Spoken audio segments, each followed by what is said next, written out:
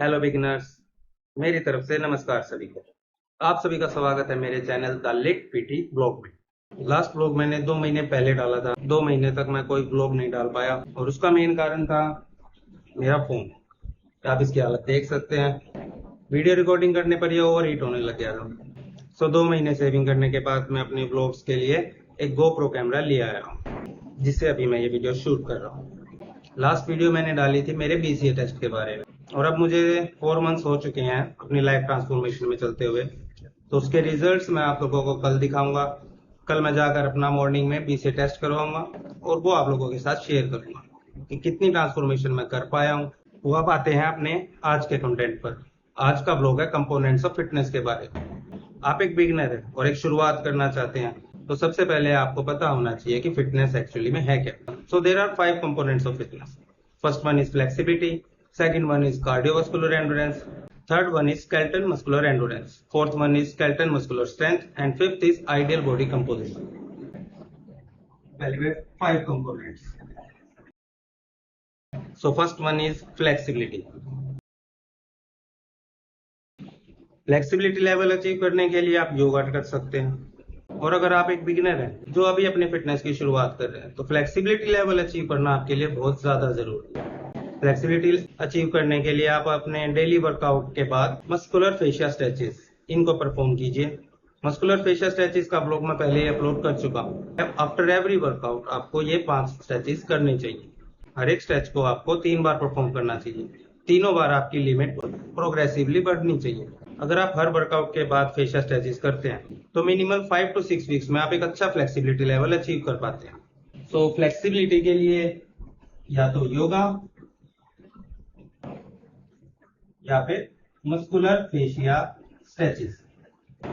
Muscular fascia stretch के blog में मैं आपको उसके बारे में डिटेल में बता चुका हूँ, लेकिन अभी इन शॉर्ट मैं आपको बताऊं तो मस्कुलर फेशिया आपकी पूरे मस्कुलर सिस्टम के ऊपर आने वाली एक पतली सी झिल्ली होती है, जिसे आपको स्ट्रेच करना होता है। सो फ्लेक्सिबिलिटी एक एसेंशियल पार्ट। तो डेली वर्कआउट के बाद आपको 10 मिनट फेशियल स्ट्रेचेस परफॉर्म करने चाहिए, जिससे आपकी फ्लेक्सिबिलिटी भी इंप्रूव होगी और आपके मसल को एक रिलैक्सेशन भी मिलेगी।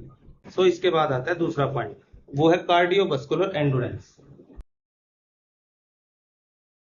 कार्डियोवास्कुलर एंडोरेंस, इस चीज को आप अपने स्टेमिना से काउंट कर सकते हैं। लाइक आपकी बॉडी में कितना स्टेमिना है, वो कितनी देर तक वॉक कर सकता है, कितनी देर तक रनिंग कर सकता है, स्विमिंग, साइकिलिंग, जॉगिंग, हर एक एक्टिविटी आपकी कार्डियोवास्कुलर एंडोरेंस में आती है। सीधी सरल भाषा में कहें तो आपके फेफड़े। जितना ज्यादा आपकी कार्डियोवास्कुलर एंडोरेंस इंप्रूवमेंट होगी, उतना ज्यादा आपका हार्ट बेटर रहेगा।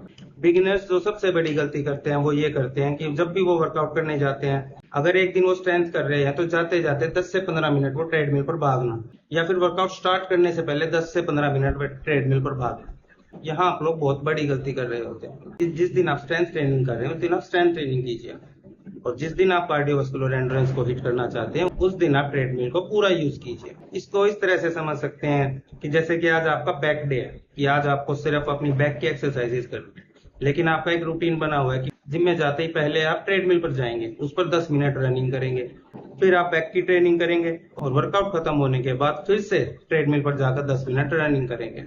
काफी बिगिनर्स ये गलतियां करते हैं, लेकिन आपको ये गलती नहीं करनी है। कार्डियोवास्कुलर एंडोरेंस के लिए आपको स्पेशल एक दिन निकालना है। जिस तरह से आप बैक डे, चेस्ट डे और लेग डे डिसाइड करते हैं, उसी तरह आपको एक कार्डियो डे डिसाइड करना है। और इसके बाद आता है थर्ड कंपोनेंट। थर्ड कंपोनेंट है स्केलेटल मस्कुलर एंडोरेंस।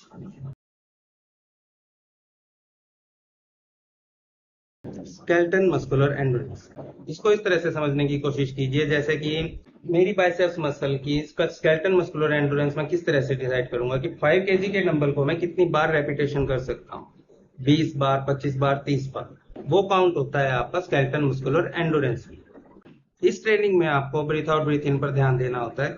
आपको रेपिटेशन में ब्रीथ आउट और ब्रीथ इन करते रहना होता है। स्केलेटल मस्कुलर एंडोरेंस ट्रेनिंग में आपको ब्रीथ होल्ड नहीं करनी होती है। किसी भी एक्सरसाइज को करते वक्त आपको ब्रीथ इन और ब्रीथ आउट कंटिन्यूसली करते रहना होता है। फॉर एग्जांपल, अगर आप बाइसेप्स की एक्सरसाइज कर रहे हैं तो मसल कॉन्ट्रैक्ट करते वक्त आपको ब्रीथ इन करना है और नीचे जाते वक्त आपको ब्रीथ आउट करना है। इस ट्रेनिंग में आप अपनी स्केलेटल मस्कुलर एंडोरेंस को हिट कर रहे होते हैं। ये होता है आपका थर्ड कंपोनेंट। और इसके बाद आता है fourth component. Fourth component is skeletal muscular strength. जैसे स्केलेटन मस्कुलर एंड्योरेंस में आपको ब्रीथ इन और ब्रीथ आउट करते रहना होता है, सेम उसके अपोजिट जब आप स्केलेटन मस्कुलर स्ट्रेंथ ट्रेनिंग करते हैं तो उसमें आपको सांस को रोक के रखना होता है। सांस को रोकने का एक रीजन होता है कि हमें इपोक इफेक्ट पर काम करते हैं। इस इफेक्ट में हम अंडर द वेट एक लंबी सांस लेते हैं और सांस को होल्ड रखते हैं और पूरा रेपिटेशन होने के बाद बाय माउथ हम ब्रीथ आउट कर देते हैं। तो स्केलेटन मस्कुलर स्ट्रेंथ और स्केलेटन मस्कुलर एंड्योरेंस, इन दोनों में फर्क क्या हुआ? स्केलेटन मस्कुलर एंड्योरेंस में आप सांस रेगुलरली ले रहे होते हैं, छोड़ रहे होते हैं, लेकिन मस्कुलर स्ट्रेंथ में आपको सांस होल्ड रखनी होती है अंडर द वेट। इसका एक एग्जांपल ऐसा लगा लीजिए जैसे कि डेड लिफ्ट में 1 रेप मैक्स, आप वर्कलोड को इस लिमिट तक ले जाते हैं कि वो वेट आपसे एक ही बार उठेगा, जिसे 1 रेप मैक्स बोला जाता है। उस ट्रेनिंग में आपको ब्रीथ को होल्ड रखना होता है और आप अपनी स्केलेटन मस्कुलर स्ट्रेंथ को हिट कर रहे होते हैं। स्केलेटन मस्कुलर एंड्योरेंस और स्केलेटन मस्कुलर स्ट्रेंथ में मेन फर्क क्या है? स्केलेटन मस्कुलर एंड्योरेंस ट्रेनिंग में हम लाइट वेट रखते हैं और रेपिटेशंस बढ़ाते हैं, लेकिन जब हमें स्ट्रेंथ बढ़ानी होती है तो हमें वर्कलोड को बढ़ाना होता है, उससे हमारे रेपिटेशंस कम हो जाते हैं। इसके बाद आता है फिफ्थ कंपोनेंट, वो है ideal body composition. So ideal body composition मतलब आपकी बॉडी उस फिटनेस लेवल को अचीव कर लेती है जहां पर वो फ्लेक्सिबल भी है, जहां पर उसकी कार्डियोवास्कुलर एंड्योरेंस भी पूरी है, आपके पास स्केलेटन मस्कुलर एंड्योरेंस भी पूरा है, आपकी स्ट्रेंथ भी पूरी है, तब जाकर आप एक आइडियल बॉडी कंपोजिशन में काउंट होते हैं।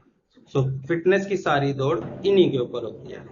सो फिटनेस लेवल अचीव करने के लिए आपको इन 5 कंपोनेंट्स को कंप्लीट करना होगा। सो एज ए बिगनर जब आप वर्कआउट स्टार्ट कर रहे हैं तो आपको इन बातों को ध्यान में रखना ही रखना है। तो फिर से बता देता हूं, सबसे पहली चीज थी फ्लेक्सिबिलिटी, आप मस्कुलर फेशियल स्ट्रेचेस परफॉर्म करके अचीव कर सकते हैं। उसके बाद आता है कार्डियोवास्कुलर एंड्योरेंस के लिए आप साइकिलिंग चूज कर सकते हैं, ट्रेडमिल चूज कर सकते हैं, रनिंग चूज कर सकते हैं, स्विमिंग चूज कर सकते हैं। जिस भी एक्टिविटी से आपका स्टेमिना इंक्रीज होगा वो कार्डियोवास्कुलर एंड्योरेंस में काउंट होगी। थर्ड वन था स्केलेटन मस्कुलर एंड्योरेंस,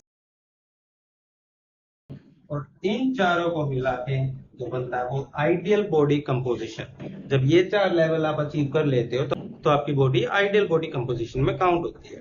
तो ये है 5 components of fitness. As a beginner आप जिम में जब भी जाएं तो अपनी ट्रेनिंग को इस हिसाब से स्प्लिट कीजिए कि आपकी फ्लेक्सिबिलिटी लेवल भी अचीव हो, कार्डियोवास्कुलर एंड्योरेंस भी अचीव हो, स्केलेटन मस्कुलर एंड्योरेंस भी अचीव हो और स्केलेटन मस्कुलर स्ट्रेंथ भी अचीव हो। उम्मीद करता हूं आप लोगों को ये ब्लॉग पसंद आया हो और ये आपके लिए हेल्पफुल भी रहा। अगर वीडियो अच्छी लगी हो तो वीडियो को लाइक, शेयर और चैनल को सब्सक्राइब कीजिएगा। और अगर आप लोगों के आसपास कोई ऐसा इंसान है जो बिगिनिंग करना चाहता है, एक शुरुआत करना चाहता है अपनी फिटनेस की, तो उसके साथ ये चैनल जरूर शेयर कीजिएगा।